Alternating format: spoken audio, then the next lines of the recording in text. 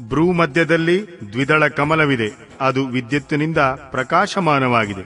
ಭ್ರೂ ಮಧ್ಯದಲ್ಲಿರುವ ಕಮಲಕ್ಕೆ ಕ್ರಮವಾಗಿ ದಕ್ಷಿಣೋತ್ತರ ಭಾಗಗಳಲ್ಲಿ 2 ಎಲೆಗಳಿದ್ದು ಅವು ವಿದ್ಯುತ್ತಿನಂತೆ ಹೊಳೆಯುತ್ತವೆ. ಅವುಗಳಲ್ಲಿ ಅಂತಿಮ ವರ್ಣ ಹ ಮತ್ತು ಕ್ಷ 2 ಅಂಕಿತವಾಗಿವೆ. ಷೋಡಶ ದಳ ಕಮಲದ ಎಲೆಗಳು 16 ಸ್ವರೂಪವಾಗಿದೆ. ಅವುಗಳಲ್ಲಿ ಆದಿಂದ ಹಿಡಿದು ಅಹವರೆಗಿನ ಅಕ್ಷರಗಳು ಅಂಕಿತವಾಗಿವೆ. ಈ ಕಮಲದ ನಾಳದ ಮೂಲದಲ್ಲಿ 12 ದಳಗಳು ಸ್ಫುಟವಾಗಿದೆ. ಅದರಲ್ಲಿ ಕಾದಿಂದ ಹಿಡಿದು ಠಾವರೆಗಿನ 12 ಅಕ್ಷರಗಳು ಕ್ರಮವಾಗಿ ಅಂಕಿತವಾಗಿವೆ. ಸೂರ್ಯನಂತೆ ಪ್ರಕಾಶಮಾನ ಈ ಕಮಲದ 12 ದಳಗಳನ್ನು ತನ್ನ ಹೃದಯದಲ್ಲಿ ಧ್ಯಾನಿಸಬೇಕು. ಅನಂತರ ಹಸುವಿನ ಹಾಲಿನಂತೆ ಉಜ್ವಲ ಕಮಲದ 10 ದಳಗಳನ್ನು ಚಿಂತಿಸಬೇಕು. ಅದರಲ್ಲಿ ಕ್ರಮವಾಗಿ ಡ ದಿಂದ ಹಿಡಿದು ಗ ವರೆಗಿನ ಅಕ್ಷರಗಳು ಅಂಕಿತವಾಗಿವೆ. ಇದಕ್ಕಿಂತ ಕೆಳಗಿನ ಕಮಲಕ್ಕೆ 6 ದಳಗಳಿವೆ. ಅದರಲ್ಲಿ ಬಾದಿಂದ ಹಿಡಿದು ಲಾವರೆಗೆ ಅಕ್ಷರಗಳ ಅಂಕಿತವಾಗಿವೆ. ಈ ಕಮಲದ ಕಾಂತಿಯು ಹೊಗೆಯಿಲ್ಲದೆ ಬೆಂಕಿಯಂತೆ ಇದೆ. ಮೂಲಾಧಾರದಲ್ಲಿರುವ ಕಮಲದ ಕಾಂತಿಯು ಸುವರ್ಣದಂತೆ ಇದೆ. ಅದರಲ್ಲಿ ಕ್ರಮವಾಗಿ ವಾಯಿಂದ ಹಿಡಿದು ಸಾವರೆಗೆ 4 ಅಕ್ಷರಗಳು 4 ದಳಗಳ ರೂಪದಲ್ಲಿ ಸ್ಥಿತವಾಗಿದೆ. ಈ ಕಮಲಗಳಲ್ಲಿ ಯಾವುದರಲ್ಲೇ ಆಗಲಿ ಮನಸ್ಸು ರಮಿಸುವುದರಲ್ಲೇ ಮಹಾದೇವ ಮತ್ತು ಮಹಾದೇವಿಯರನ್ನು ತನ್ನ ಧೀರ ಬುದ್ಧಿಯಿಂದ ಚಿಂತಿಸಬೇಕು. ಅವರ ಸ್ವರೂಪ ಅಂಗುಷ್ಟದಷ್ಟು ನಿರ್ಮಲ ಹಾಗೂ ಪ್ರಕಾಶಮಾನವಾಗಿದೆ. ಅಥವಾ ಅದು ಶುದ್ಧ ದೀಪಶಿಖೆಯಿಂದ ಆಕಾರವುಳ್ಳದಾಗಿದೆ ಮತ್ತು ತನ್ನ ಶಕ್ತಿಯಿಂದ ಪೂರ್ಣತಃ ಮಂಡಿತವಾಗಿದೆ. ಅಥವಾ ಚಂದ್ರರೇಖೆ ಇಲ್ಲವೇ ನಕ್ಷತ್ರದಂತೆ ರೂಪವುಳ್ಳದಾಗಿದೆ. ಅಥವಾ ಕಮಲ ನಾಳದ ನೂಲಿನಂತೆ ಇದೆ. ಕದಂಬದ ಗೋಲಕ ಅಥವಾ ಮಂಜಿನ ಹನಿಯನ್ನು ಅದಕ್ಕೆ ಉಪಮೆ ಕೊಡಬಹುದು. ಆ ರೂಪವೇ ಪೃಥ್ವಿಯೇ ಆದಿ ತತ್ವಗಳ ಮೇಲೆ ವಿಜಯವನ್ನು ಪಡೆಯುವುದಾಗಿದೆ. ಧ್ಯಾನಿಸುವ ಪುರುಷನು ಯಾವ ತತ್ವದ ಮೇಲೆ ವಿಜಯವನ್ನು ಪಡೆಯಬೇಕೆಂದು ಇಚ್ಛಿಸಿದರೆ ಅದೇ ತತ್ವದ ಅಧಿಪತಿಯ ಸ್ಥೂಲ ಮೂರ್ತಿಯು ಚಿಂತಿಸಲಿ. ಬ್ರಹ್ಮದೇವರಿಂದ ಹಿಡಿದು ಸದಾಶಿವನವರೆಗೆ ಹಾಗೂ ಭವನೇ ಆದಿ 8 ಮೂರ್ತಿಗಳೇ ಶಿವಶಾಸ್ತ್ರದಲ್ಲಿ ಶಿವನ ಸ್ಥೂಲ ಮೂರ್ತಿಗಳು ಎಂದು ನಿಶ್ಚಿತಗೊಳಿಸಲಾಗಿದೆ. ಮುನೀಶ್ವರರು ಅವನು ಘೋರ, ಶಾಂತಿ, ಮಿಶ್ರ ಎಂದು 3 ವಿಧವಾಗಿ ತಿಳಿಸಿರುವರು. ಫಲಾಪೇಕ್ಷೆ ಇಲ್ಲದೆ ಧ್ಯಾನ ಕುಶಲ ಪುರುಷರು ಇವನ್ನೇ ಚಿಂತಿಸಬೇಕು. ಘೋರ ಮೂರ್ತಿಗಳು ಚಿಂತಿಸಿದರೆ ಅವು ಶೀಘ್ರವಾಗಿ ಪಾಪ ಮತ್ತು ರೋಗವನ್ನು ನಾಶಗೊಳಿಸುವವು. ಮಿಶ್ರ ಮೂರ್ತಿಗಳಲ್ಲಿ ಶಿವನನ್ನು ಚಿಂತಿಸಿದಾಗ ದೀರ್ಘಕಾಲದಲ್ಲಿ ಸಿದ್ಧಿಯು ಪ್ರಾಪ್ತವಾಗುತ್ತದೆ. ಸೌಮ್ಯ ಮೂರ್ತಿಗಳಲ್ಲಿ ಶಿವನನ್ನು ಧ್ಯಾನಿಸಿದರೆ ಸಿದ್ಧಿಯು ಪ್ರಾಪ್ತಿಯು ಹೆಚ್ಚು ಬೇಗನೆ ಆಗುವುದಿಲ್ಲ, ಹೆಚ್ಚು ತಡವಾಗಿಯೂ ಆಗುವುದಿಲ್ಲ.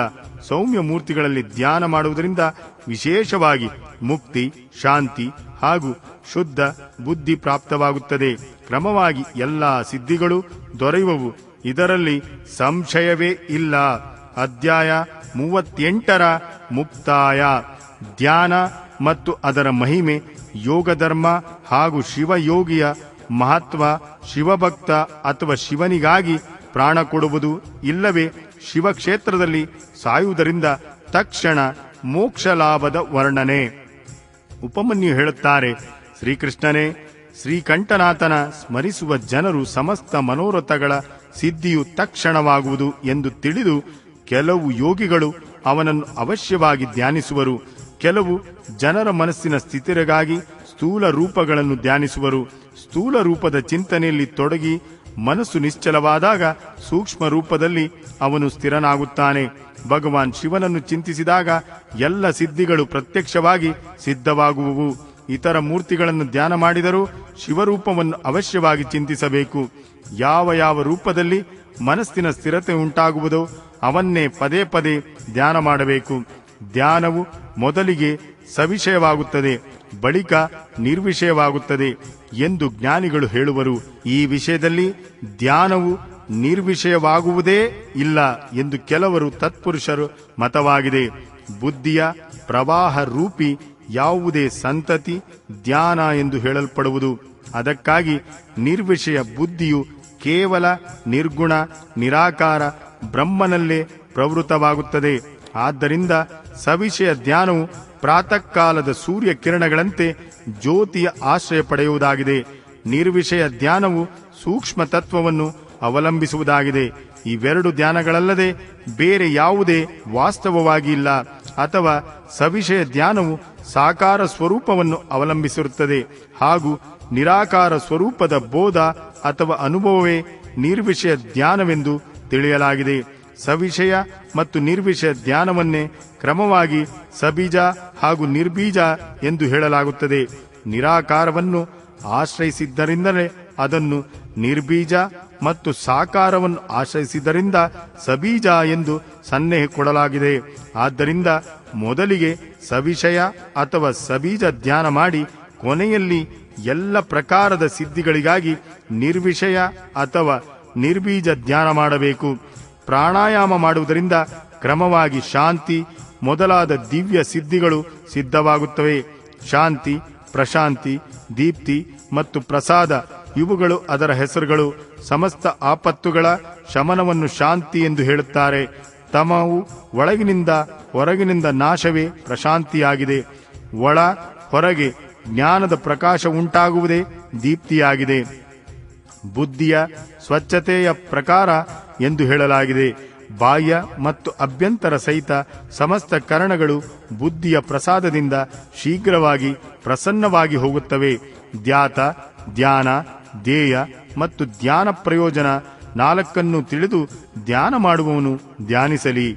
ಜ್ಞಾನ ವೈರಾಗ್ಯದಿಂದ ಸಂಪನ್ನನಾದ ಶಾಂತಚಿತ್ತನಾಗಿ ಇರುವ ಶ್ರದ್ಧಾವಂತನಾದ ಬುದ್ಧಿಯು ಪ್ರಸಾದ ಗುಣಗಳಿಂದ ಕೂಡಿದ ಸಾಧಕನನ್ನು ಸತ್ಪುರುಷರ ಧ್ಯಾತ ಎಂದು ಹೇಳಿರುವರು. ದ್ವೈತ ಚಿಂತಾಯಾಮಿ ಈ ಧಾತುವಿನ ಅರ್ಥ ಚಿಂತನೆ. ಭಗವಾನ್ ಶಿವನನ್ನು ಪದೇ ಪದೇ ಚಿಂತಿಸುವುದೇ ಧ್ಯಾನವಾಗಿದೆ. ಸ್ವಲ್ಪ ಯೋಗಾಭ್ಯಾಸವೇ ಪಾಪವನ್ನು ನಾಶ ಮಾಡಿಬಿಡುವುದು. ಹಾಗೆಯೇ ಕ್ಷಣ ಮಾತ್ರವಾದರೂ ಧ್ಯಾನ ಮಾಡುವವನ ಎಲ್ಲ ಪಾಪಗಳು ನಾಶವಾಗಿ ಹೋಗುತ್ತದೆ. ಶ್ರದ್ಧಾಪೂರ್ವಕ ವಿಕ್ಷೇಪರಹಿತ ಚಿತ್ತದಿಂದ ಪರಮೇಶ್ವರನ ಚಿಂತನದ ಹೆಸರು ಧ್ಯಾನವಾಗಿದೆ. ಬುದ್ಧಿಯ ಪ್ರವಾಹ ರೂಪಿ ಧ್ಯಾನದ ಆಲಂಬನ ಅಥವಾ ಆಶ್ರಯವನ್ನೇ ಸಾಧು ಸತ್ಪುರುಷರು ಧ್ಯೇಯ ಎಂದು ಹೇಳುತ್ತಾರೆ. ಸಾಕ್ಷಾತ್ ಸಾಂಬ ಸದಾಶಿವನೇ ಆ ಧ್ಯೇಯವಾಗಿದೆ. ಮೋಕ್ಷ ಸುಖದ ಪೂರ್ಣ ಅನುಭವ ಮತ್ತು ಅಣಿಮಾದಿ ಐಶ್ವರ್ಯದ ಪ್ರಾಪ್ತಿಯೇ ಪೂರ್ಣ ಶಿವಧ್ಯಾನದ ಸಾಕ್ಷಾತ್ ಪ್ರಯೋಜನವೆಂದು ಹೇಳಲಾಗಿದೆ. ಧ್ಯಾನದಿಂದ ಸೌಖ್ಯ ಮತ್ತು ಮೋಕ್ಷ ಎರಡರ ಪ್ರಾಪ್ತಿಯಾಗುತ್ತದೆ. ಅದಕ್ಕಾಗಿ ಮನುಷ್ಯನು ಎಲ್ಲವನ್ನು ಬಿಟ್ಟು ಧ್ಯಾನದಲ್ಲಿ ತೊಡಗಬೇಕು. ಧ್ಯಾನವಿಲ್ಲದೆ ಜ್ಞಾನ ಉಂಟಾಗುವುದಿಲ್ಲ. ಯೋಗದ ಸಾಧನೆ ಮಾಡಿದವನಿಗೆ ಧ್ಯಾನದ ಸಿದ್ಧಿಯಾಗುವುದಿಲ್ಲ. ಧ್ಯಾನ ಮತ್ತು ಜ್ಞಾನ ಎರಡೂ ಪ್ರಾಪ್ತವಾದವನು ಭವಸಾಗರದಿಂದ ದಾಟಿ ಹೋಗಿರುವನು. ಸಮಸ್ತ ಉಪಾಧಿಗಳಿಂದ ರಹಿತ ನಿರ್ಮಲ ಜ್ಞಾನ ಮತ್ತು ಏಕಾಗ್ರತಾಪೂರ್ಣ ಧ್ಯಾನ ಇವು ಯೋಗಾಭ್ಯಾಸದಿಂದ ಕೂಡಿದ ಯೋಗಿಗೆ ಸಿದ್ಧವಾಗುತ್ತದೆ. ಎಲ್ಲ ಪಾಪಗಳು ನಾಶವಾದವನು ಬುದ್ಧಿಯೇ ಜ್ಞಾನ ಮತ್ತು ಧ್ಯಾನದಲ್ಲಿ ತೊಡಗುತ್ತದೆ. ಪಾಪದಿಂದ ದೂಷಿತವಾದ ಬುದ್ಧಿಯುಳ್ಳವನಿಗೆ ಜ್ಞಾನ ಮತ್ತು ಧ್ಯಾನದ ಮಾತು ಅತ್ಯಂತ ದುರ್ಲಭವಾಗಿದೆ. ಪ್ರಜ್ವಲಿತ ಅಗ್ನಿಯು ಒಣಗಿದ ಮತ್ತು ಹಸಿಯಾದ ಕಟ್ಟಿಗೆಗಳನ್ನು ಸುಟ್ಟು ಬಿಡುವಂತೆಯೇ ಧ್ಯಾನಾಗ್ನಿಯು ಶುಭ ಮತ್ತು ಅಶುಭ ಕರ್ಮಗಳನ್ನು ಕ್ಷಣಾರ್ಧದಲ್ಲಿ ಸುಟ್ಟು ಬಿಡುವುದು. ಬಹಳ ಸಣ್ಣ ದೀಪವೂ ಕೂಡ ಮಹಾ ಅಂಧಕಾರವನ್ನು ನಾಶ ಮಾಡಿಬಿಡುವಂತೆಯೇ ಸ್ವಲ್ಪ ಯೋಗಾಭ್ಯಾಸವೂ ಕೂಡ ಮಹಾ ಪಾಪಗಳನ್ನು ವಿನಾಶ ಮಾಡಿಬಿಡುವುದು. ಶ್ರದ್ಧಾಪೂರ್ವಕ ಕ್ಷಣವಾದರೂ ಪರಮೇಶ್ವರನ ಧ್ಯಾನ ಮಾಡುವವನಿಗೆ ದೊರೆಯುವ ಮಹಾ ಶ್ರೇಯಸ್ಸಿನ ಅಂತ್ಯವೇ ಇಲ್ಲ. ಧ್ಯಾನಕ್ಕೆ ಸಮಾನವಾದ ಯಾವುದೇ ತೀರ್ಥವಿಲ್ಲ. ಧ್ಯಾನಕ್ಕೆ ಸಮಾನವಾದ ಯಾವುದೇ ತಪಸ್ಸಿಲ್ಲ. ಧ್ಯಾನಕ್ಕೆ ಸಮಾನವಾದ ಯಾವುದೇ ಯಜ್ಞವೂ ಇಲ್ಲ. ಅದಕ್ಕಾಗಿ ಧ್ಯಾನವನ್ನು ಅವಶ್ಯವಾಗಿ ಮಾಡಬೇಕು. ತನ್ನ ಆತ್ಮ ಹಾಗೂ ಪರಮಾತ್ಮನ ಬೋಧ ಪ್ರಾಪ್ತಿ ಮಾಡಿಕೊಂಡಿರುವುದರಿಂದ ಯೋಗಿಗಳು ಕೇವಲ ಜಲದಿಂದ ತುಂಬಿದ ತೀರ್ಥಗಳನ್ನು ಮತ್ತು ಕಲ್ಲು ಮಣ್ಣಿನಿಂದಾದ ದೇವತಾ ಮೂರ್ತಿಗಳನ್ನು ಆಶ್ರಯಿಸುವುದಿಲ್ಲ. ಯೋಗಿಯಲ್ಲದ ಪುರುಷರಿಗೆ ಮಣ್ಣು, ಕಟ್ಟಿಗೆ ಮೊದಲಾದವುಗಳಿಂದ ಮಾಡಿದ ಸ್ಥೂಲ ಮೂರ್ತಿಗಳ ಪ್ರತ್ಯಕ್ಷ ದರ್ಶನವಾಗುತ್ತದೆ. ಹಾಗೆಯೇ ಯೋಗಿಗಳಿಗೆ ಈಶ್ವರನ ಸೂಕ್ಷ್ಮ ಸ್ವರೂಪದ ಪ್ರತ್ಯಕ್ಷ ದರ್ಶನವಾಗುತ್ತದೆ. ರಾಜನಿಗೆ ತನ್ನ ಅಂತಃಪುರದಲ್ಲಿ ಸಂಚರಿಸುವ ಸ್ವಜನ ಹಾಗೂ ಪರಿಜನರು ಪ್ರಿಯರಾಗಿರುವಂತೆ ಇತರರು ಪ್ರಿಯರಾಗಿರುವುದಿಲ್ಲ. ಹಾಗೆಯೇ ಭಗವಾನ್ ಶಂಕರನಿಗೆ ಅಂತಃಕರಣದಲ್ಲಿ ಧ್ಯಾನ ಮಾಡುವ ಭಕ್ತರೇ ಹೆಚ್ಚು ಪ್ರಿಯರಾಗಿದ್ದಾರೆ. ಬಾಹ್ಯ ಉಪಚಾರವನ್ನು ಆಶ್ರಯಿಸುವ ಕರ್ಮಕಾಂಡಿಯಲ್ಲ. ಹೊರಗಿನ ಜನರು ಅರಮನೆಯಲ್ಲಿ ರಾಜಕೀಯ ಪುರುಷ ಪೂಜಿತ ಫಲವನ್ನು ಅನುಭವಿಸಲಾರರು. ಕೇವಲ ಅಂತಃಪುರದ ಜನರೇ ಆ ಫಲಕ್ಕೆ ಭಾಗಿಯಾಗುತ್ತಾರೆ. ಹಾಗೆಯೇ ಇಲ್ಲಿ ಧ್ಯಾನ ಯೋಗಿಗಳಿಗೆ ಸುಲಭವಾಗುವ ಫಲವನ್ನು ಬಾಹ್ಯ ಕರ್ಮಿ ಪುರುಷರು ಪಡೆಯಲಾರರು.